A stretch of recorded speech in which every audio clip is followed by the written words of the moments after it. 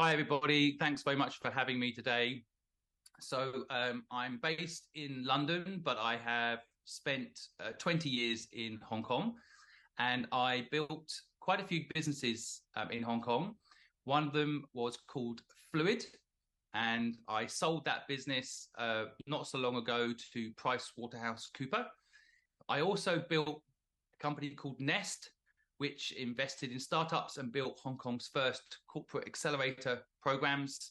And I also opened up Meta in Hong Kong and in Africa, designed to be an offline LinkedIn to help people connect and have serendipity and make things happen in their businesses. I've been obsessed with helping people make a success out of their business since 15 years old. I left school and started a company on my own, and I felt very lonely doing it. I felt like I didn't have the knowledge to do it. And when I got myself to a point where financially I don't need to earn money anymore, I thought I'd give back and build something today called the Purposeful Project, which is designed primarily to somewhat fix the education system and give people the tools, entrepreneurship tools in school that aren't presently being given, and help anyone who starts a business not feel alone doing it and get them access to everything they need to make their business life successful. Now, I think I'll just start off by saying a stat that you may have all heard. You probably heard the stat that 90% of all startups fail in the first year. I would love a show of hands if there was a way to do it. I'm not sure who've heard that stat. If you've heard that stat, put up your hand virtually and let me know. It's really interesting, the subconscious of startup land and how these things end up being almost the belief system that we all hear. A lot of people don't start a business because they heard someone say 90% of businesses fail in the first year. So it turns out that is not true. In fact, the general stats are that less than 30% of businesses fail in the first year, and 60% of businesses fail within the first 3 years. So it's quite different to the one we hear in the mainstream voice of how startup life works, saying 90% of businesses fail in the first year. So the first thing I want to mention and maybe even highlight is that be careful of stats. It turns out 64% of stats are made up. So in my talk today, what I'm going to try and do is give you the secret to it all, really. If you're someone thinking of doing a startup, or you have a business and you're wondering what the secret is, how people have got or built unicorns, how people seem to have raised all this money, how people seem to have these, hugely successful and hugely profitable businesses. How have they done it, right? What's the secret? And it does feel like it's a secret. I know it. I know the answer. I know how to help you do it. I have built 19 companies myself, and I've invested in 76 startups, and I have interviewed over 200 of the world's most successful entrepreneurs, including all the founders of unicorns in Hong Kong. So I know how it happens. I know what the secret is, and it's a complex thing, but I'm going to try and explain it today. What is the secret to it all is what I'm going to do. Now, hopefully as well, I can also help you understand potentially the purpose of life. So I've set myself up for quite the presentation this morning. I'm going to give you the secret to it all and the purpose of life. I think two things, using a stat, I would say 95% of people do not know the answer to these two things. Maybe you're one of the people that does have the answer to these things. Again, maybe you could leave this webinar and get on with your life, because you don't need what I'm about to tell you. But if you don't know the secret to it all or the purpose of life, I'm going to do my very best to share with you how this all works. So the next slide, if it's okay, please. The the one thing I'll start off by just sharing with everybody is, again, this kind of prolific, almost subliminal messaging we get about startup life. So we get told, probably without realizing it, that working hard will lead to success. And that's a lie. I bet nearly everybody listening has this belief. Working hard will lead to success, right? It's a lie. The narrative is, well, you know, the harder you work, the luckier you get. And I can't say this enough. It's a lie.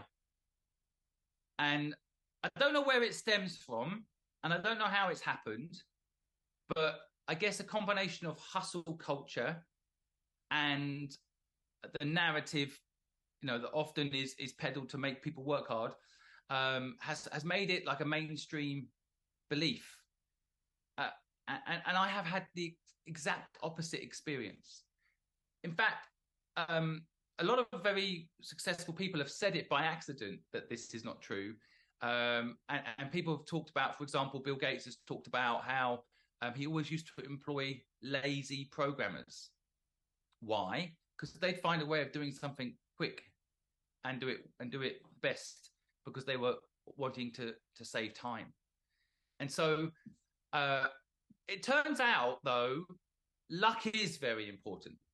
And luck is not talked about enough. So I started a company in Hong Kong called Fluid, and I was lucky that I started it just after the dot-com bust. I was lucky that I started it then, when everyone was shutting down businesses and not getting into the dot-com world. I started a company in Hong Kong that helped people build their digital presence. And I remember talking to some pretty big brands in Hong Kong, and quite early on getting pushback that no one wants to do a website anymore, Simon. .com has come and gone. The internet was a fad, and you're wasting your time, Simon. And it took me a while to find a client that understood where it was all going, and we eventually won CNN as a client, and many others. But what was interesting was, because everyone had this belief that that .com was over, it meant that the market flooded out, and meant that if you went against the stream of what everyone else was thinking, you could carve yourself quite the opportunity. But I often describe that moment when I started that company as luck. Now, when I sold the company for a lot of money to PricewaterhouseCoopers, I also describe it as luck. And many people that have had success don't like describing things that way. Why? Well, it takes away the power of that person, right? So if I say I was lucky, maybe it takes away somehow my power. But I see it as the opposite. I think if you really want to share knowledge with people, you have to explain how you got lucky. Because it turns out that luck is a skill. Another thing that people didn't realize, I think a lot of people don't realize, is that luck can actually be hacked. So I have studied luck quite intensely, and I wondered why I was always lucky. And it turns out that luck is a formula.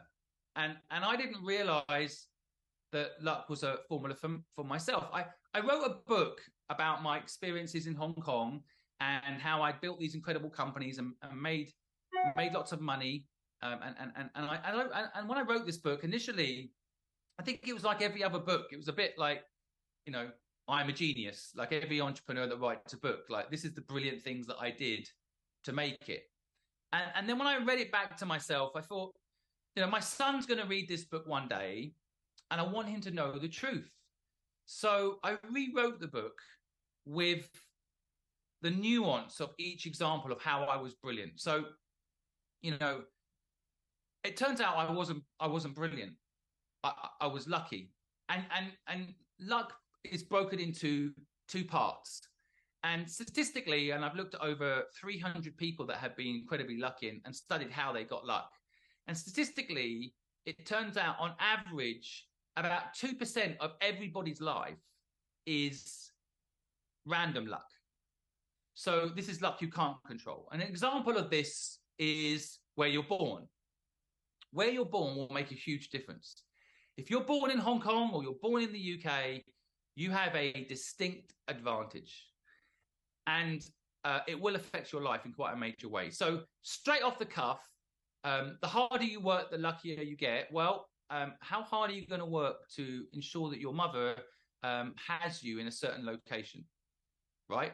That will make a huge difference to your life. And so let's just straight away put that to one side. If someone says, I wasn't lucky, I worked hard, well, where were you born?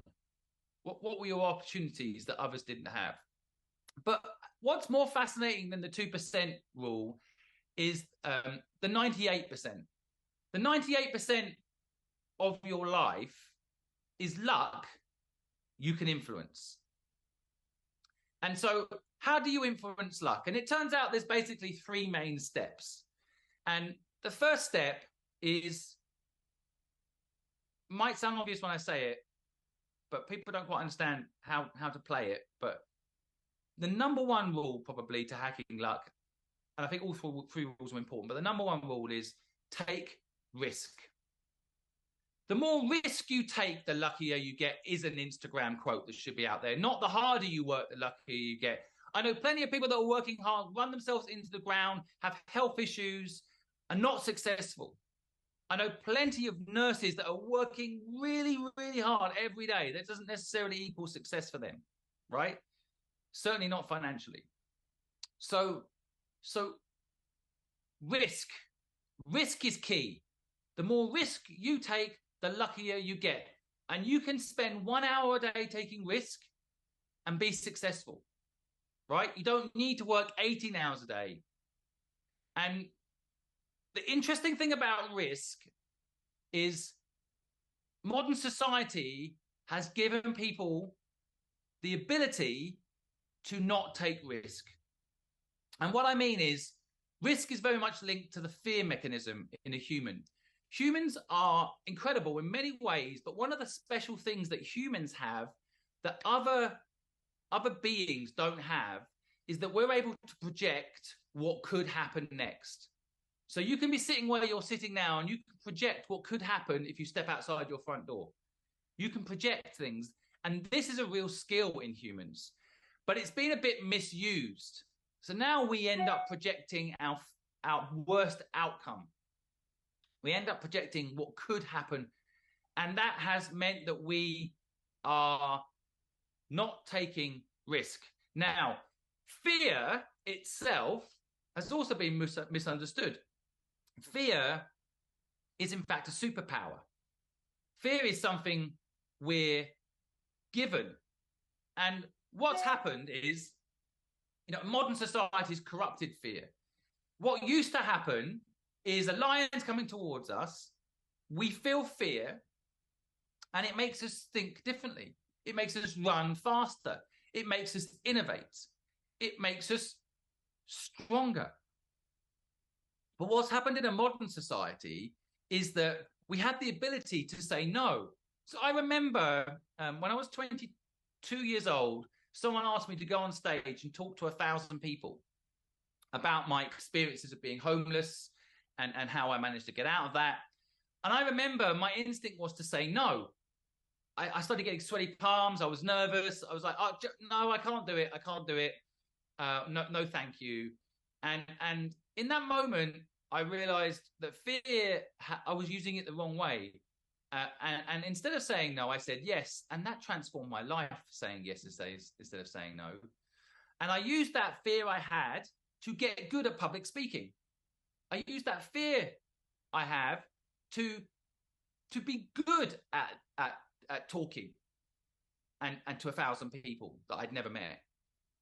And I learned to leverage fear. And ever since I realized this, every time I feel fear, I realize I'm on the right path. Every time I feel fear, I lean into it. In fact, I seek it out. I seek fear out. If you're feeling fear, you're alive. If you're feeling fear, you're tapping into one of your superpowers as a human being. You should feel fear. Fear helps you grow. And too many people use their frontal lobe, forward-thinking brain to establish a fear structure that is not true. And then they don't follow their dreams. So you have to take risk and you have to lean in to fear. Have to. The second element of a 3-step plan to hack luck is you need to be persistent. Now, Harvard did a study on like the world's top salespeople, and really interesting results. The top 10% of salespeople, top 10%, this is the best salespeople in the world, they would do what they call a 5-point contact strategy, which basically means that if you're given a lead as a salesperson, that top 10% salespeople, these are good salespeople, will make contact with that lead 5 times before giving up. So first time might be an email. Hello, this is my product. Are you interested? 2, did you get my email below? 3, I've just sent you a sample. 4, did you get the sample? 5, voicemail, message, anything, are you interested or not? But at that point, if they don't get a response, the top 10% of salespeople move on, and they call it a dead lead. I've personally been in many, many, many, many sales meetings where people have said, yeah, that client doesn't want our service. And I'll be like, well, why? Well, they haven't got back to me. And I'm like, well, they haven't actually said they don't want it then. No, but clearly they wanted it, they would have replied, right? I've chased them 5 times. Like, no. And this is the difference between the top 10% and the 1% of the 10%. The top 1% of the 10% do something very different. I am part of that top 1% of the 10% myself. When I started Fluid in Hong Kong, I wrote a list of the top 50 companies I wanted to work with in Hong Kong. And I remember going through that list and being ambitious and wanting certain companies to work on that I believed in, and I felt I could make a difference in their lives as businesses. And I set about a strategy where every single month I would find a way to connect with those companies. Of course, the obvious first step, hello, I'm Simon, this is Fluid, this is what we do, great. There is actually 3 major important steps in sales of how you get any sale done, but I don't know if I've got time to cover that today. But the most important thing is this concept of persistence. So I remember I ticked off the last company on that list of 50 that I wanted to work with.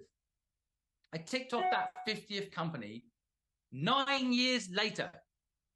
It took me 9 years to get all 50 companies on board as a client. 9 years. And I realized that what I had done was be persistent. But in reality, what I actually did was a strategy where I said, right, every month, somehow I'm going to contact these companies. So I would send them, industry insights that I thought they would find useful. I would give them an update on what we've done for other clients. I would wish the people that are running those departments Happy Chinese New Year, or Merry Christmas, or Happy Halloween, or Happy Birthday. Every single month, I would find a way to make contact with the companies I wanted to work with. And it took me 9 years to get all those companies on board. And so persistence is vital. It's got nothing to do with hard work. Again, don't get these 2 confused, because I worry about people pushing the narrative of work hard. It burns people out. So I want to be very careful. Persistence is not the same as working hard. Persistence is about consistency, following through. And the third thing to hack luck that I discovered is basically explained as know your destination. It is shocking to me how many people don't know their destination. They don't actually know where they're going. And imagine if you have a dartboard, and you guys know what this is, don't know, but a dartboard, and you're trying to aim at something on that dartboard. You don't aim, you don't hit it. whenever you play darts, and in England this is a very popular game, you say, I'm going to get the bullseye, and you aim for it, and you look at it, and you throw the dart at it. Now, you don't always hit it, but you've got a target, and when you hit it, you know you've got success, because I hit bullseye. That's what you're going for. Now, most people I meet do not know their destination. And I recently got pitched to, invested in a lot of businesses, and someone recently pitched to me their business. And I said to them, what's the destination? And they said, well, Uber are going to buy our business in 3 years' time for $1 billion. And I was like, okay, that is not a destination. Ironically, when you're talking about Uber, you have not decided on your destination. What you're really talking about when you talk about money and how much money you need, or how much money you need to raise, or how much money you're going to make, this is actually just fuel for your car. So this isn't a destination. And some people focus on the fuel for the car, and then their car goes around in circles, so you'll never-ending need fuel. And it turns out that if you know your destination, sometimes you don't need a car, you need a bike. But if you know your destination, you can decide who needs to be in the car with you. You can decide how much fuel you actually need. You can decide what you pack in the car for when you arrive at your destination. You are motivated to get there. I'm sure if any of you have done a long road trip, you're motivated to get to the destination, right? And that's what you need. And I determine destination as purpose, right? What is your purpose? So at the Purposeful Project, my mission is to help people find their purpose. My mission is to help 10 million people start a business of their own, have the tools to start a business of their own if they wish, and not be trapped by the system that perhaps doesn't want them to start a business of their own. Give people options if they wish to start their own business and not have to work for someone else, right? I will help 10 million people before I die do that. That is my destination. What's your destination? Because if you don't know it, your chances of luck dramatically reduce. If you don't take risk, your chances of luck dramatically reduce. And if you're not persistent, you will not easily be lucky. Next slide, please. So I want to quickly dispel a few important things. First of all, a lot of people have ideas, and they spend way too long asking people to sign NDAs and being in stealth and not telling people about it. There's this concept that you shouldn't trust people. Again, it's a narrative that is not true. The best way to be successful is share your idea. And so a lot of people believe that they should keep it secret. And what happens is they don't share it with the one person who could be listening right now, like you guys. And if there's 1,000 people listening to me right now on this webinar, then if I told you an idea, maybe out of the 1,000 people listening on this webinar, there'll be one person that could potentially copy it, perhaps, if they're not already busy on something else, which people often are. Let's say there's one, statistically one. There'll be 100 people on here that could be my customer. There was 100 people on here that could join my team, be a part of it, help me. And so statistically speaking, you should always share your idea and hope that it happens. And if the idea is purposeful enough, it doesn't matter if someone copies it. So I have an idea to reinvent the property industry. I think the property industry right now is pretty soulless. I don't like property. People are all obsessed with property, but it's actually a pretty soulless business. It only matters as a factor for people to live in. As a business, I think it's actually a disgrace. And I believe we should change the property business so that we should, in fact, build a model where if you buy and sell a house right now, the agents make a lot of money. I'd like to make it so that if you buy and sell a house right now, the money goes to help the homeless.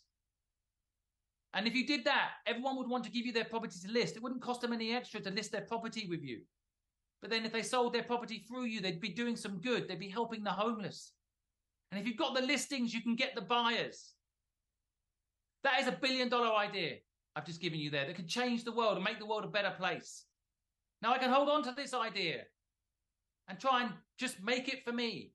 Or I can share it with the 1,000 people on this webinar right now, and maybe one of you will copy it, and if you do, the world will be a better place. Maybe one of you wants to run it. Maybe one of you wants to help me do it. And that's a quick example of how the world should be operating. Because it shouldn't be give and take. It should be give without take. It should be helping each other, supporting each other in these times. And this concept that you can't trust anybody is rubbish. 99.9% of people are good. I've got a full-time lawyer that works for me, and he works for me because he said one thing once that stuck in my mind. He said, paper will always accept ink. And it's true. You can have all the legal contracts in the world, and you probably should have some legal structures in any deals that you do. But in the end, if you don't deal with people in the right way, you don't deal with the right people, if you don't deal with the 99.9% of good people, you will get screwed anyway, if I'm allowed to say it that way. You will get into trouble anyway, you know. But the bottom line, I really think it's important to not let that 0.01% of people that you can't trust dictate how you operate in the world. You can trust people. I have trusted strangers with the logins to my accounts, and they've done the right thing. You know, like if you trust people, it is shocking how much you can trust people. You know, people are too busy thinking you can't trust people. Next slide, please. So on this slide, it says go broke, you know. So for those that can't see the slides, these slides are not, I just want people to have a word. You know, people don't want to go broke, right? No one wants to go broke. And again, the fear factor that people build in when they start their own business or want to start their own business is, well, what if I go broke? And this is a narrative. You know, I was homeless. I had no money. I was alone, living in a squat, broke. And here's the funny thing. I wasn't unhappy. Possessions don't make you happy. If you're not careful, in fact, possessions own you. So I bought a Ferrari when I moved back to England, and I loved it for a week. And then it got a scratch. And then I had to take it into the garage to get it fixed. And then I had to spend time and money on this thing. And within 3 weeks, this car owned me. Suddenly, it was my identity. I found myself taking pictures of myself next to the car. I don't know why.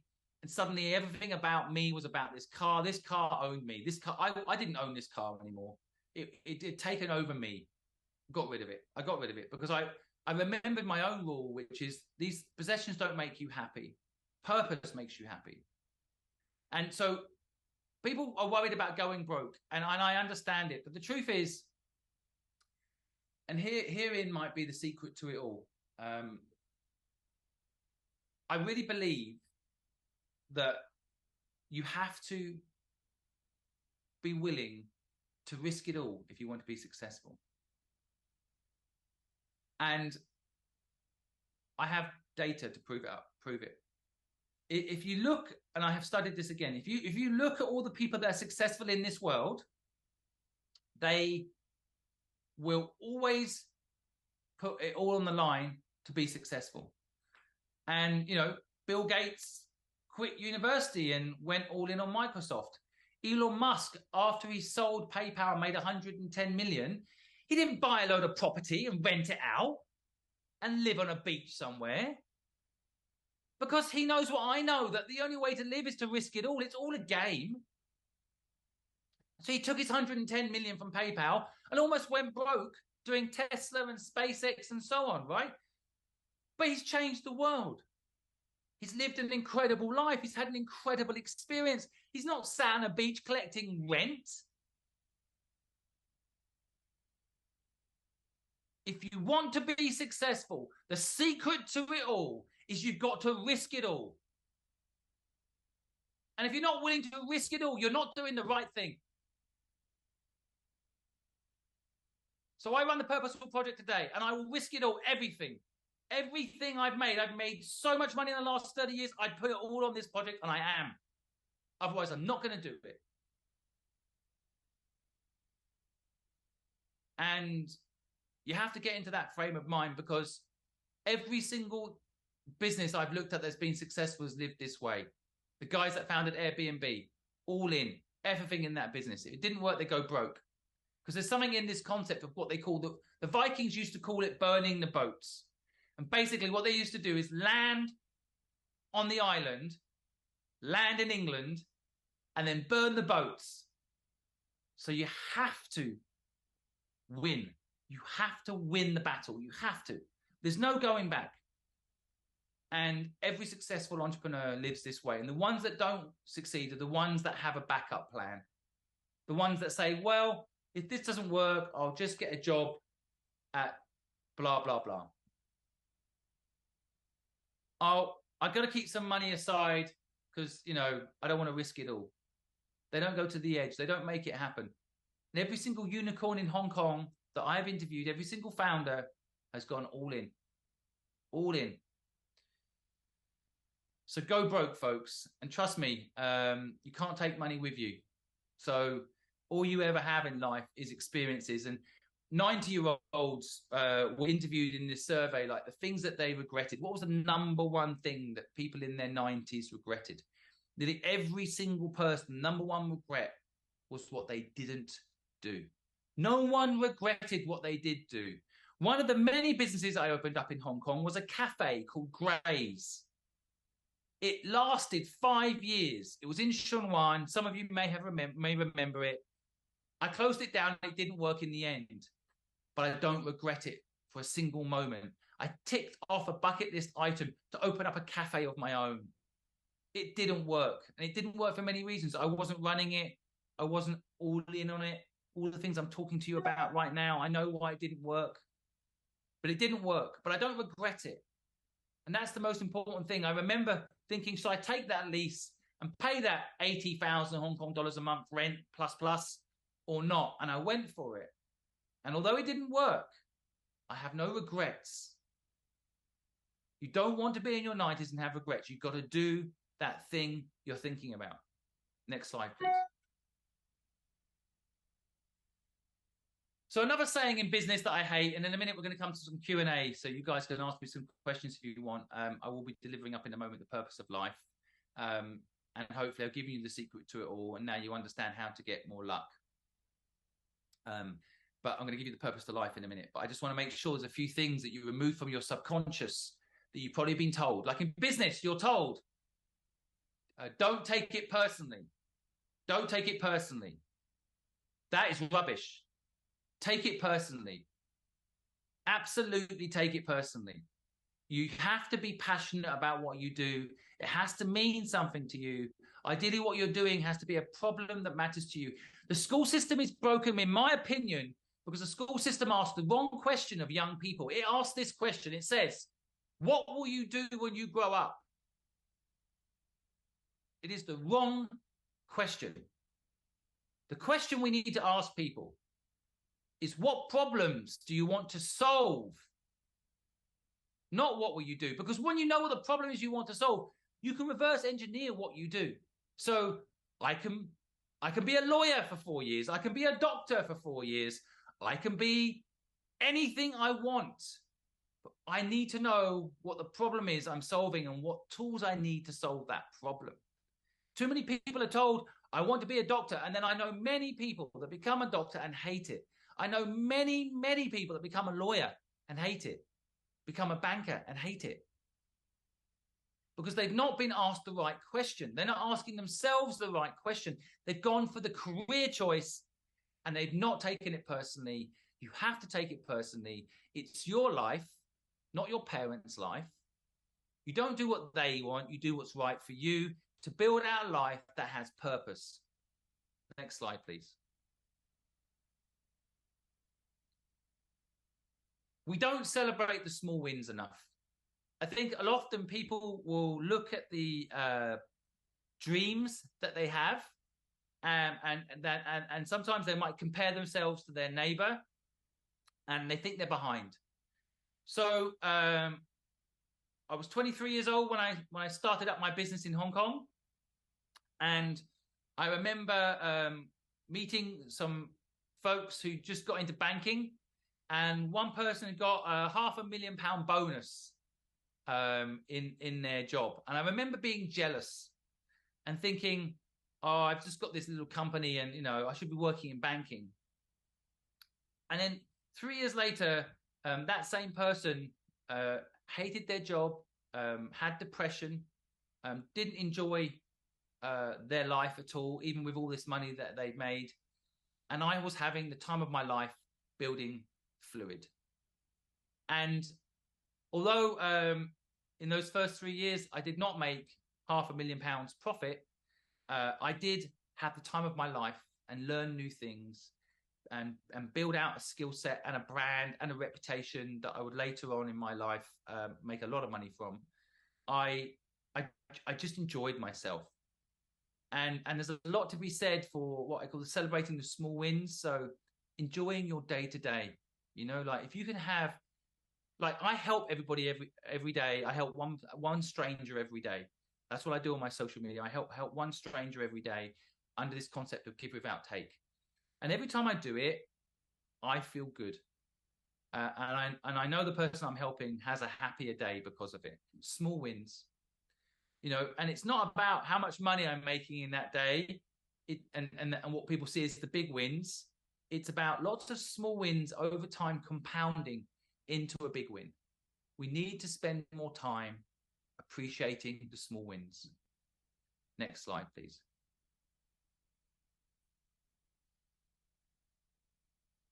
Next slide, please.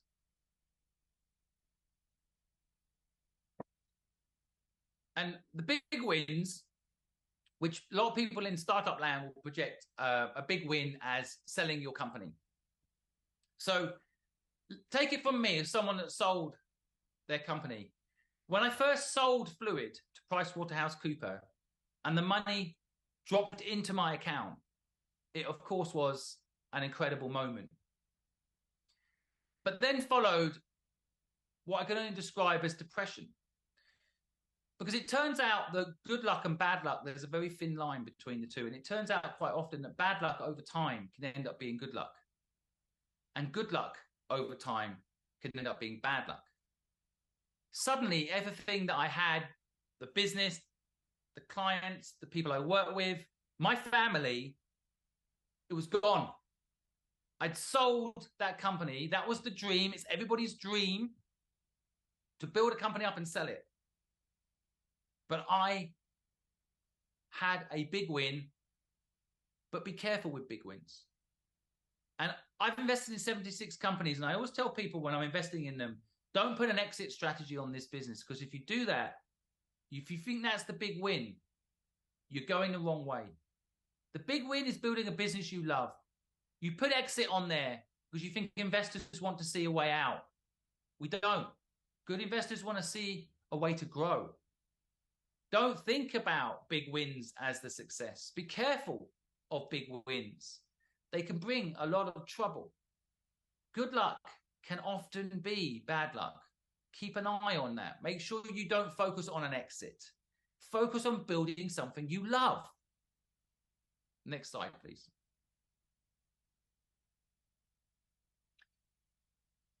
The other thing I've observed, we're getting to the Q&A section in a minute, but the other thing I've observed is, and I did this myself as well, and this kind of links back to, you know, the harder you work, the luckier you get being alive.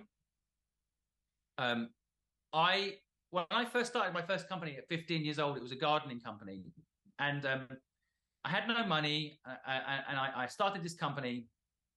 I didn't know what I was doing. I just knocked on someone's door that had a messy garden and a big house and said, can I take care of your garden?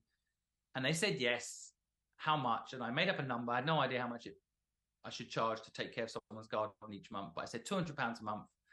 And they said yes. And that's how my gardening company started. I had no brochure, no website, no experience, no registered company, nothing. I was desperate. I needed to earn money, knocked on someone's door and won the business. And so when I built that company up, I made a load of mistakes as you'd expect as a 15-year-old starting a business. But one thing later in my life I would realize was transformational learning was I would moan about how hard I was working in that business. And I would moan about how I was the only one that could do this, and I was the only one that could do that.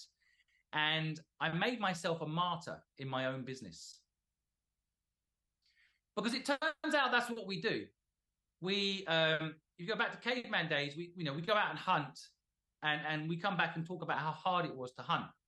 And then our partner will talk about how hard it is to maintain a home. And that's how you end up having appreciation for each other. Because, if you respect each other's roles, then life actually as a couple is more harmonious. But it's gone a bit far. And actually, the big thing in business that I learned was stop being a martyr. Start realizing that you're not the center of your business. And the best business people actually allocate their job out. So I realized I brought someone else in to run Fluid 10 years into the business. Best thing I ever did. And I honestly thought I was trapped in that business. I thought I was the only one, thanks, Sam. I was the only one able to be the CEO of that company. I wasn't. In fact, I brought someone in who was 10 times better than me. And no one likes to admit this. Again, maybe this isn't why this gets talked about enough, but I'm really good at starting businesses. I'm good at getting companies from 0 to 100 people. I'm really good at building a brand. I'm really good at having a vision, and I'm really good at getting it up and running. But when it gets to 100 people, I don't enjoy it. It becomes systems and a machine. But there are people that really enjoy that. So I urge anybody listening that has this syndrome where they are the center of their business to start thinking bigger. You've got to think bigger. And people aren't doing that. So in conclusion, right, the secret to it all is to risk it all. And you have to go all in on things to win. Luck is a 3-step strategy. It is taking more risk, leaning into fear, knowing your destination and being persistent. And the purpose of life is a life with purpose. Now I would like to take your questions and help you. I do have a Telegram group where I mentor people for free. Everything I do is free. I will never charge anybody for any help. So if you want to join my Telegram group and get access to free mentorship from me, please feel free to perhaps DM me on LinkedIn or on TikTok. And I have a Discord community, what we call Entrepreneurs Helping Entrepreneurs, where we have 2,300 entrepreneurs that will help each other for free. And if you wish to join either of these platforms, let me know. I go live, and I know you guys in Hong Kong don't have TikTok, but I go live every day on TikTok. But I also am frequently found on Instagram.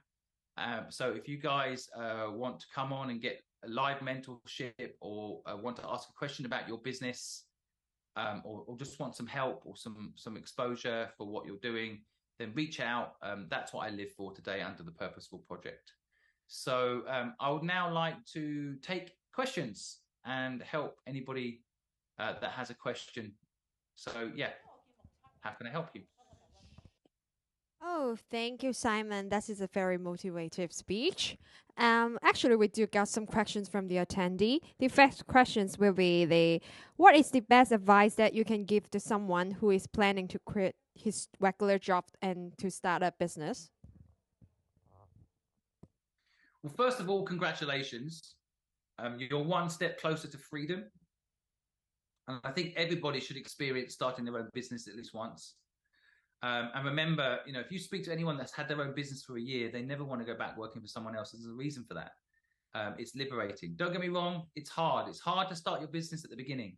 It gets easier over time. Working for someone else is easier at the beginning and gets harder over time.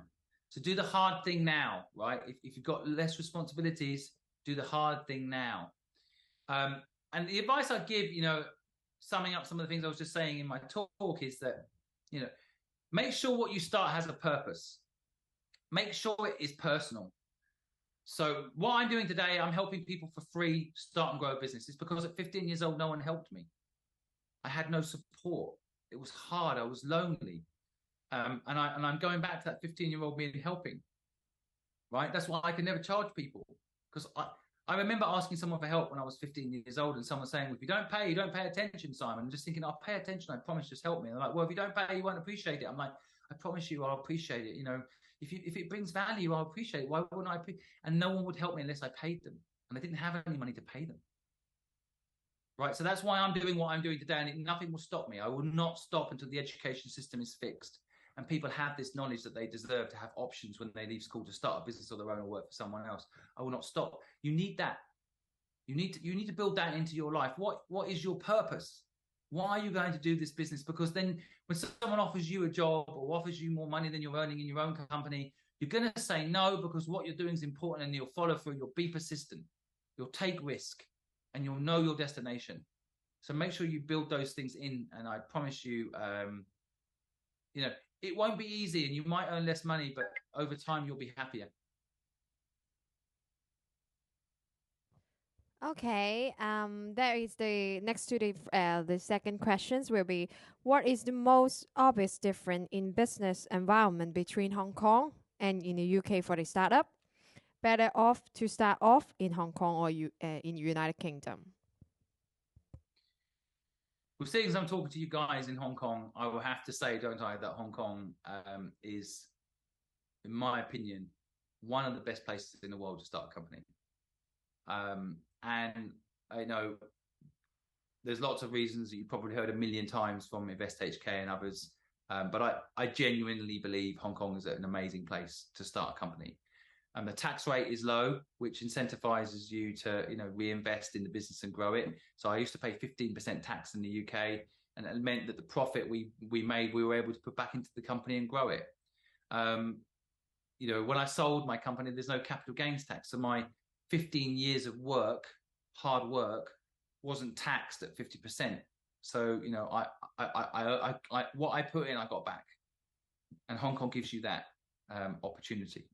I actually think a combination of having, you know, some operation in the UK and some operation in Hong Kong is quite powerful. Of course, it depends on your business, but there's an incredible amount of talent in the UK. Hong Kong has a lot of talent, but it's a smaller market. And so by definition, you know, it's a bit like a football team. You would have a pretty good football team in Hong Kong, but of course in England, you're going to have a world-class football team. It's just a numbers game. So England has a lot of well-educated, really smart people. And so the talent pool is amazing here. I think the business structural system isn't as good as Hong Kong. So, you know, registering the company in Hong Kong and having a satellite office in the UK makes a lot of sense. That's what I did. And I think that the Hong Kong is a good test market for things. And then the UK is the next good second test market for things. And then the US is often, you know, a great market. And of course, China, of course, an amazing market if you can crack it. But those are massive markets. Okay, cool. Yeah. Okay. That's basically both markets have their strengths and weaknesses. Okay, cool. Then, as for the next questions, that what are the top 3 skills to acquire to become a successful entrepreneur? Top 3. Well, I can tell you the number 1. I don't know about top 3, but number 1 for sure is optimism. If and again, out of the 200 people that I've interviewed, the billionaires, the unicorn founders that I've interviewed in my podcast, every single one of them has an optimistic mindset. And I think Henry Ford said, if you think you can or you think you can't, you'll be right. So you have to be optimistic, and you have to, when you fail, you have to see the optimistic upside in that failure. And too many people have a bad day and dwell on it. You've got to be optimistic. Number 1 trait. I think after that, you know, like having a purpose, of course, as I mentioned over and over again, and basically doing something you love. That's it. They're the top three. Okay, thank you. For the last questions, as a very successful investor, what is the best decision you have made so far? So, well, again, hard to pick one good decision. I genuinely think, for me, the best deal I ever did had no contract, no terms, no obligation,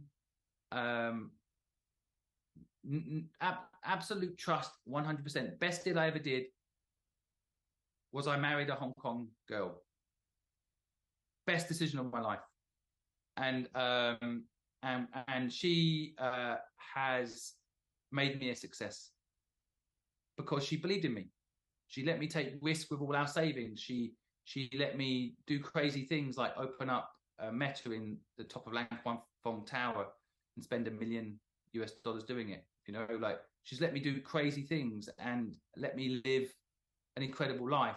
I mean, I'm still young, I think, but you know, I actually look back at my life. I've done so much, and it's all because I met the right person, and she supported me and backed me, and it's not talked about enough how important finding the right partner. Now, maybe you don't need a partner. I'm not saying you need a partner, but surrounding yourself with the right people is so crucial. And I got lucky. I ended up being in a relationship with someone that has always put me first. I always tell her to put herself first, and she doesn't. She always puts me first. She always wants the best for me. And when you find that sort of love, that's a deal to be proud of. Unconditional love is quite unbelievable. And by the way, you don't just get unconditional love from your partner. Of course, you get it from your children. But you can get it by doing it. So if you go and help a stranger today, the 1,000 people on this webinar now all go and help one stranger today. You're kind to a stranger and you expect nothing in return. You buy them a coffee, you buy them some food, you listen to their problems, you try to help them out in any way you can. Whatever the kind gesture is, if everybody listening went and did one kind thing today, I call that unconditional love. And if you go out there and instigate unconditional love, I promise you, you'll sleep better tonight. And I also promise you that it will come back to you in all sorts of interesting ways. But yeah, the best deal I ever did was marry my now wife and find the right partner in life who supports me. Okay. To wrap up the sections, that would you have any other last advice or tips to the startup or the entrepreneur? Don't get a mortgage when you're young. Don't get into debt. There is good debt and there is bad debt. They're both the same thing. You know, the credit card companies devised something called the credit card, but when they brainstormed that, originally they were going to call it a debt card. They didn't call it a debt card because they knew no one would want it, but that's what it is. Anything that you pay monthly traps you. Don't let things own you. Live within your means. Follow your purpose. Do that. That'll make you happy. Don't let debt take over your life. Don't let people tell you that getting a mortgage or buying a house or buying a flat is the answer to happiness. It's not. The answer to happiness is finding your purpose and doing that thing. Yes. Oh, thank you very much today, Simon, for the very insightful sharing for us.